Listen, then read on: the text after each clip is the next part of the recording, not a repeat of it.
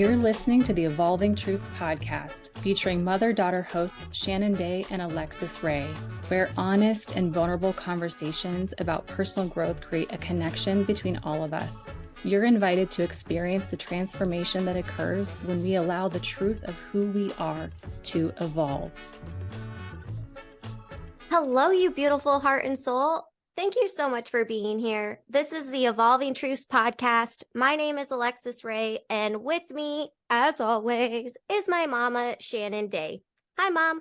Hi, Alexus. How are you?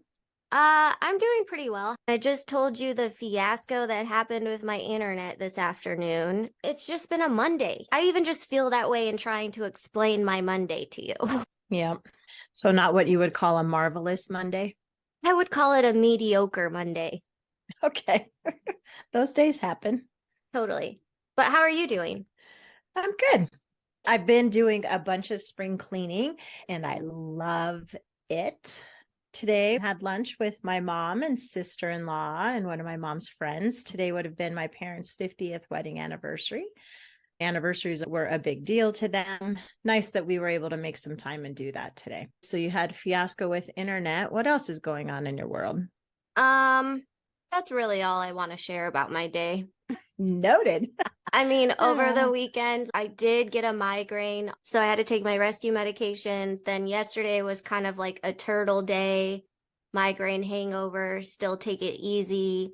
But I could measure progress in what my migraine hangover was like, and it was significantly better than past experiences. So yay, that was progress. And then today, it's pretty mediocre. I would put it at like a 4, not because I'm in pain, but just based on the turtle pace that I feel, the like mental processing that I feel like I have today. I feel like a turtle.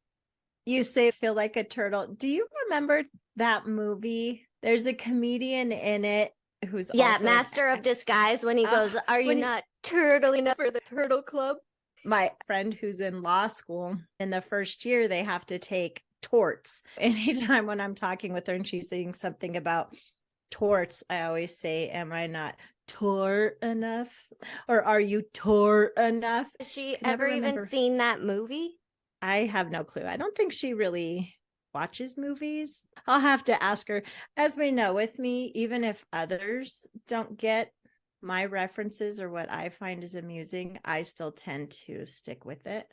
But we could go find that YouTube clip and share it with her, and then maybe she might find you a little funnier. Alexus, please go find me that clip. Especially for her doing law school, it's stressful and it's hard, and finding little spaces where you can find something that makes you smile and something that helps you look at things in a positive way. Even today, with everything you've dealt with, and still showing up and being here with a good attitude. I think this is something you mentioned to me the other day that you've been asked about recently.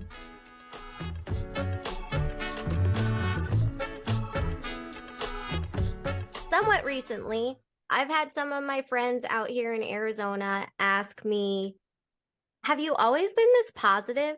One of my good friends said that at first she wasn't sure how to take my gratitude, appreciation, positive attitude for real. And then after she got to know me over some time, she was like, oh, I think this is legit. Like, I don't think this is fake.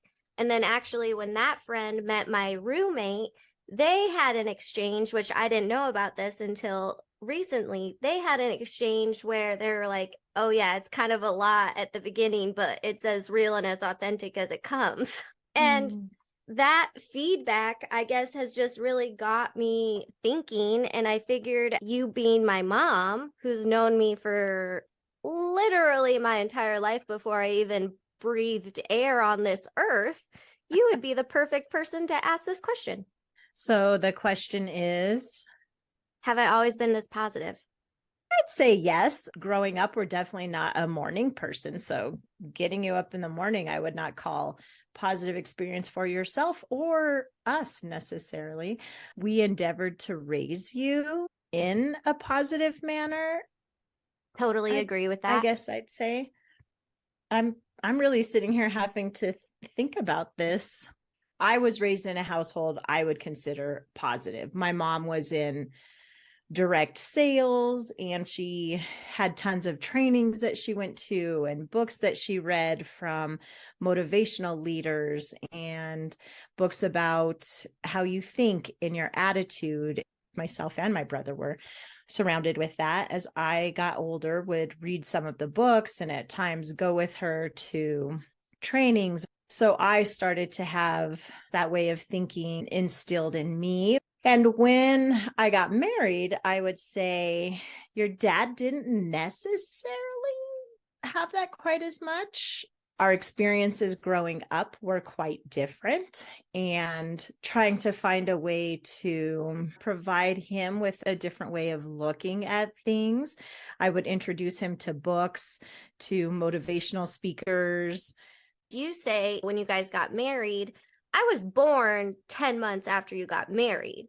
So like at the time that helping dad introduce him to all of those things, like I was already born, I was already present. I was probably in the car listening to those things as well. Now, whether or not I was retaining them at that age, I cannot claim. Fostering the positive attitude that I have now, I would say it's more of like a resilient attitude. And I actually think I identify more as a realist with a slash of optimism. I remembered listening to Zig Ziglar tapes in the car, being the little stress case that I was as a child. Nana gave me my first laminated card of affirmations when I was like in kindergarten. Little mantras to say in the shower. I'm alive, I'm awake, and I feel great because I had such a hard time waking up in the morning. Yeah, that is so true.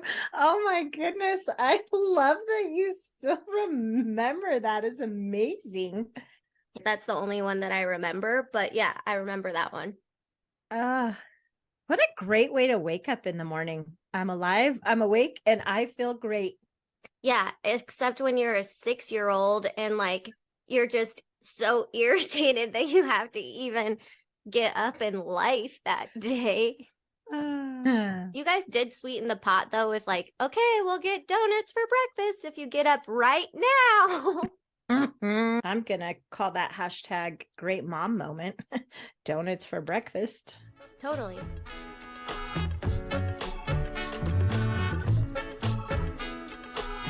To answer the question that had been posed to me, I told them, I think yes and no, because like you were saying, you guys always gave me the power to believe I could do anything.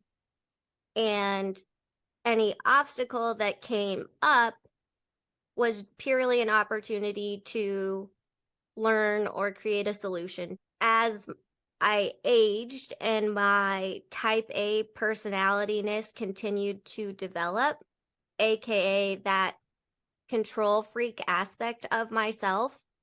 I love that you just said personalityist. You totally created a new word. Dude, that's like the second word I've come up with. I'm pretty sure in like episode 1, I said agreeableness or something. And you're like, oh, that's not a word. I'm like, okay.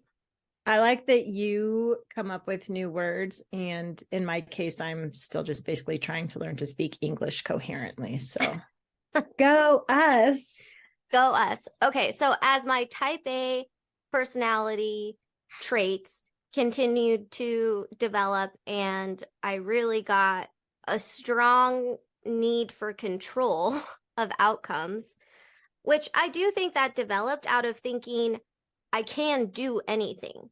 If this outcome doesn't work out, it's because of a problem with me. I didn't work hard enough. I didn't account for all of the variables. Like this shouldn't have gone wrong had I done more. But we can talk about that in just a second. The point I'm really trying to get to is I learned the fundamentals of being positive as well as being resilient as a young child. I think I had several opportunities to practice it throughout my life. And then by the time I got to 30 and I'm dealing with health crises and things that are completely out of my control, I'm really just at the point where I'm like, quote unquote, Jesus take the wheel, because I don't have any control over anything at this point in life. And I'm just along for the freaking ride, So it is what it is. And maybe that's where my positive mentality comes from now. You saying that us raising you in a positive manner and with this thought that you can do anything and using that and working towards things, but then when they didn't turn out, feeling like you didn't do enough, that balance between thinking positive, working for things, and then when things don't necessarily turn out exactly like we thought they would or we expected them to, that balance between blaming ourselves, especially if we did do our best and put forth our best effort, like not blaming ourselves or putting ourselves down, or I was thinking about it positively and look, it didn't work out, or then using that as an excuse to say, well, F the world and everything I try, nothing ever works out. A balance between those beliefs. You make two really good points. So first, the F the world, I would say it becomes an opportunity to try again. Don't give up. And I think as we get older, we forget that in order to get good at something, we have to start out bad at something. We become more used to being good at things because we get into a habit and we do the same thing over and over again. And we then have a harder time being willing to just not be great. We could even use the podcast as an example.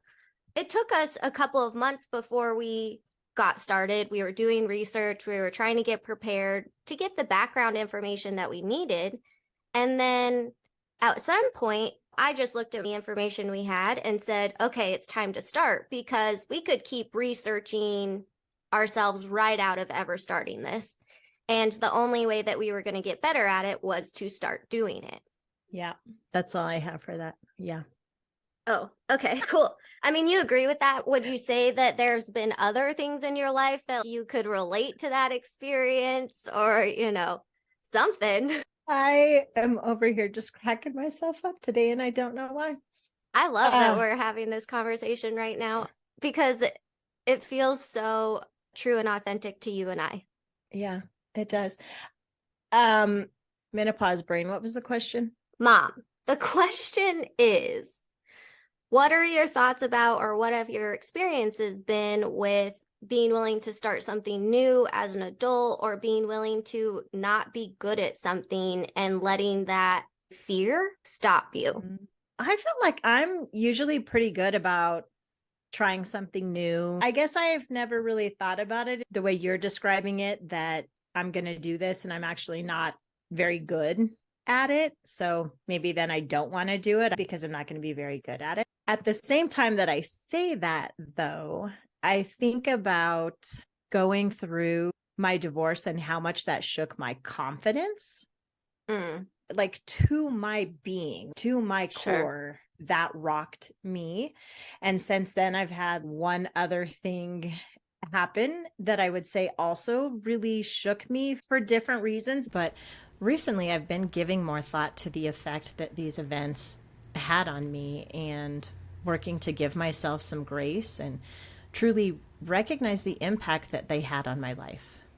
And now doing work to get myself back to a place of trusting in myself, my skills, my ability to do things. That's a different topic, though, because here we're talking about being positive and have you always been, and is that a thing, and how do we be positive? Recently, I was at the gym one morning and looking for something different to listen to. So in my Spotify, I searched for like gym music or morning motivation, and I got a morning workout motivation. And in there, one of the guys talks about failure. He said, failure's not forever. Failure is formative. Wow. Right? I love that. Zig Ziglar would say, failure is an event. It's not a person. Yet how often when something happens, people internalize failure and they think of themselves as a failure. I think that's something all of us probably fight to a degree. And I don't know if I necessarily want to use the word fight, contend with, have to deal with, have to start to figure out that, yes, failure is an event. Failure is not the end. Failure is formative, because if something is formative, what do we take from it? What is the lesson I get to learn from this? My word for 2023 is forward. So what am I going to do with this to move me forward in my life or towards this goal I was working towards? That's been staying with me a lot since I heard that. Thank you for sharing that with us. Failure is an event, it is not a person. And the aspect of internalizing that is something I resonate with so much. And the formative, I relate to that super heavily because in the past year, I've gotten to participate in 2 development courses. So last fall, I was in the Eric Thomas Game Changers speaker program. The coaches that were involved in the program had so many amazing things. And one of my takeaways was LADD. Listen, apply, don't defend. So every Monday night, we would have live training. We were practicing our speaking skills and the fundamentals that they were teaching us. They would always say, we perform surgery. Like, I'm here to chisel out. I am here to slice exactly what you need to be told so that you can improve your skills. Please don't get defensive. We are here to turn you into the best. Know that so that you can listen while we're talking, apply what we're telling you, and don't defend. Like, we don't need you to explain what you were trying to do. I'm just going to tell you specifically what you need to do in order to improve. And I loved to be able to reframe the feedback because they weren't telling any of us that we were bad. And if someone could get to the point in life, this isn't just when someone gives you criticism, but when an event happens, being able to say, okay, I'm going to listen to this message. I'm going to apply what I'm taking away from this lesson. And I'm not going to be defensive as to why I'm here, why this is happening. Like, it just is. I can't explain it. I don't have to explain it. It's just a freaking matter of fact. Shout out to those game changer coaches. They had an impactful imprint on my life.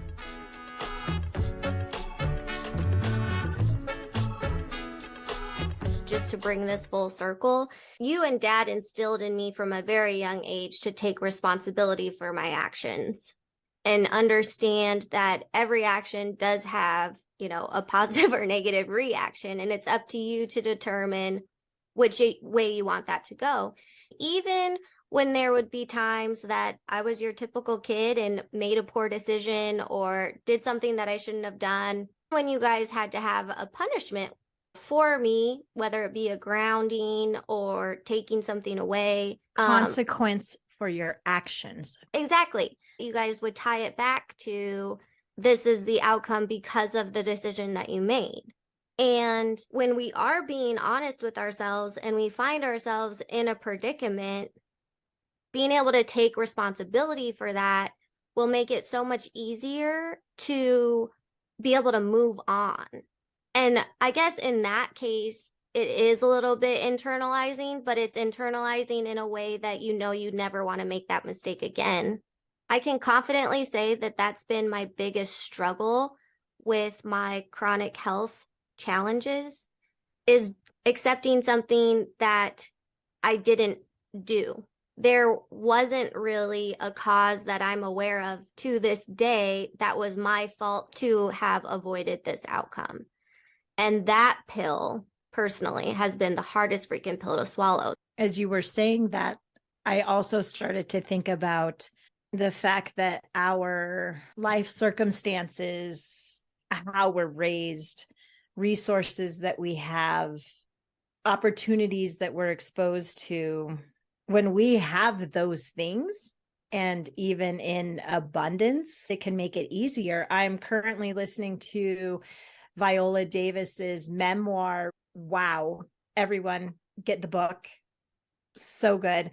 Really trying to expose myself and open myself up more to other experiences. And We had this with Reggie, hearing about Reggie D. Ford's experience growing up, and then hearing hers, even as she talks about things, finding small ways where she could find something to hang on to. And sometimes when we are facing something, that's what we have to do.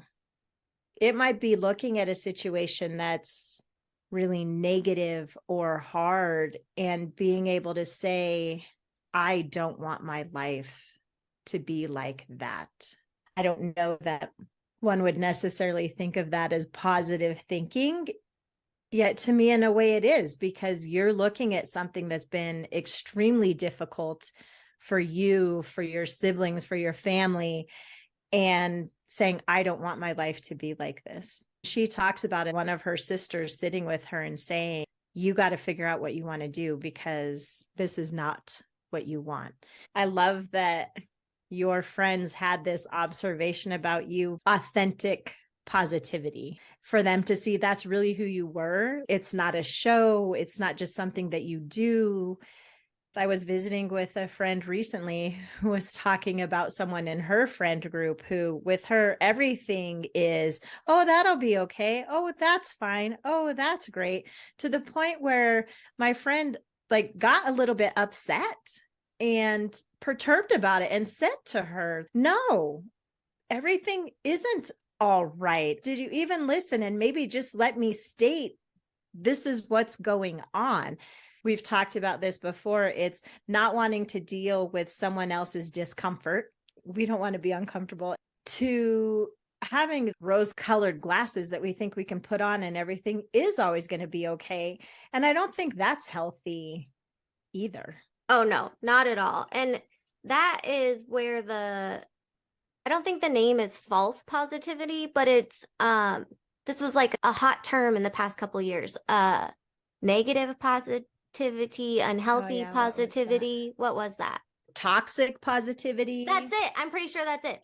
I would say with this chronic health onset, something that I really had to allow myself to get good at is that I can admit things are hard. I can admit that things are shitty. I can admit that I'm in a very challenging set of circumstances right now. And that doesn't make me a pessimist. It's purely acknowledging the situation that I'm in and how I presently feel, even though I may still believe this is something I can overcome. I can work towards this. I'm going to keep looking for solutions. Like, there is a different outcome that I could possibly attain. Acknowledging where you are, that's tied to being honest with yourself, right? And that self-reflection, which I know here we talk a lot about.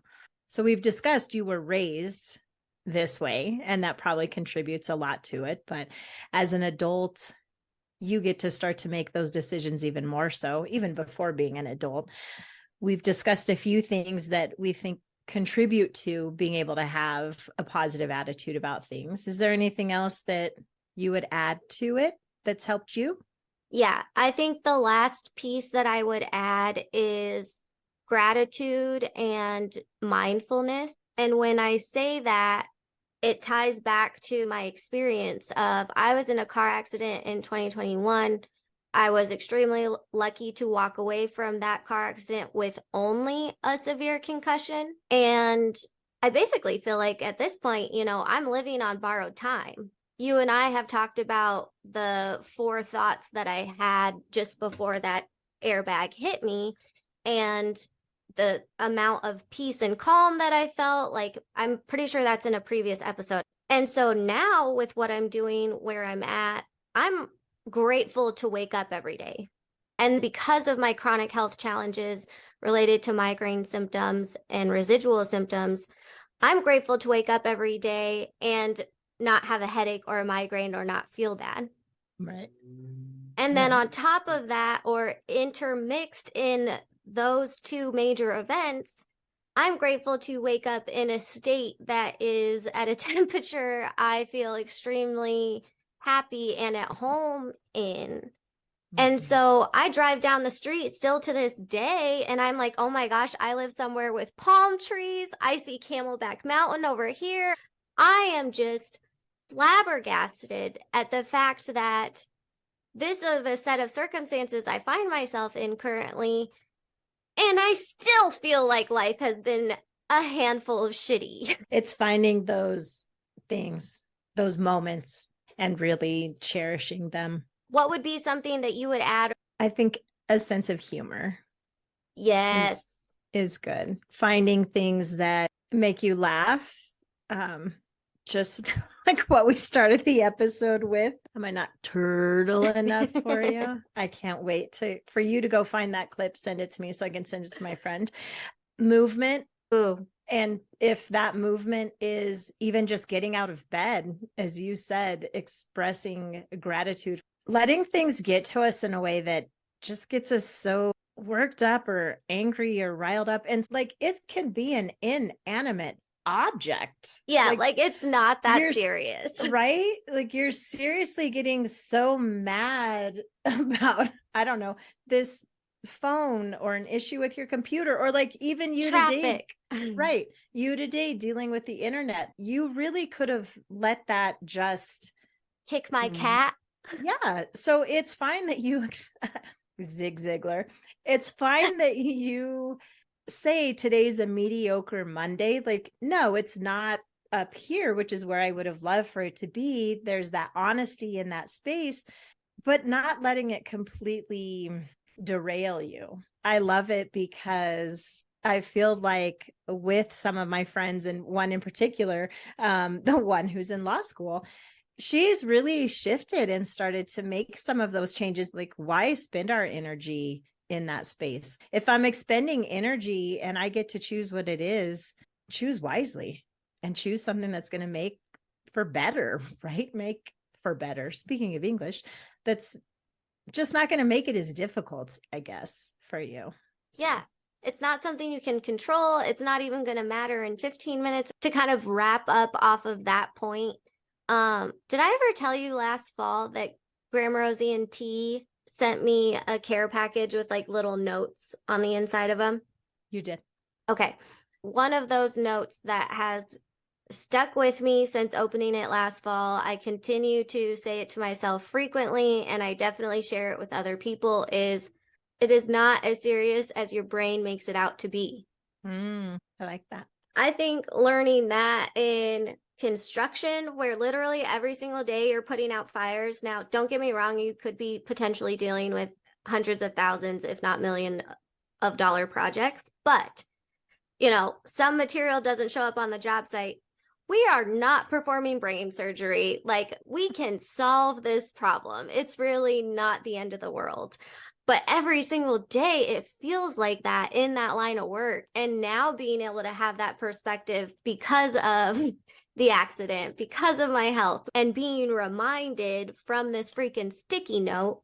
The last thing I would add with this tangent of how enthusiastic I'm getting about this saying is no one has any expectations for you other than yourself. And once I figured that out, which just came during this chronic health onset, is I was beating myself up for not being productive during the day because I didn't feel good enough. I felt like I was failing at my recovery because it was taking longer than anyone expected or I expected, or at the same time, like I didn't know what I was dealing with. So all of these things are spiraling. And eventually, kind of similar to the same time that I read that saying, it's not as serious as your brain makes it out to be, I realized that no one has any expectations for me.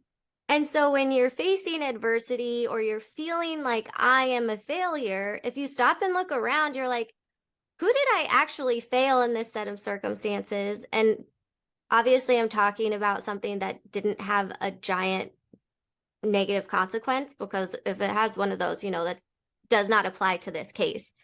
Correct. But if you stop and look around and you're like, I didn't really disappoint anyone, that the only expectation that was actually put on this was from me for this reason. And can I understand, like, hey, I didn't do that, but I got this and that's still pretty good? Dang, okay, we're doing just fine. Yeah. We've learned so many things in our life, and to get to come here and think about all of them with you, like, this was fun. It was fun. Hopefully others can relate, or there's a small tidbit for someone here that they can take from this and apply in their own lives. And as always, we know that all of you have things that you're doing and experiences you've had. So let us know what's worked for you. And if you want to tell us your story as to how you learned these skills, we would love to hear those also. I'm alive. I'm awake. And I I'm feel feeling great. Oh, yeah. So crazy. Okay. So if Mom and I are totally your cup of tea and you loved this episode, please leave a 5-star rating. Please leave a review of the show on whatever platform you are listening. Follow the show so you never miss an episode. And if you think someone would enjoy this episode, please share it with them. The farther we get to reach, the more people we get to have in this community and having these conversations. We will be back next week. But until then, please remember, life is beautiful and you create the magic.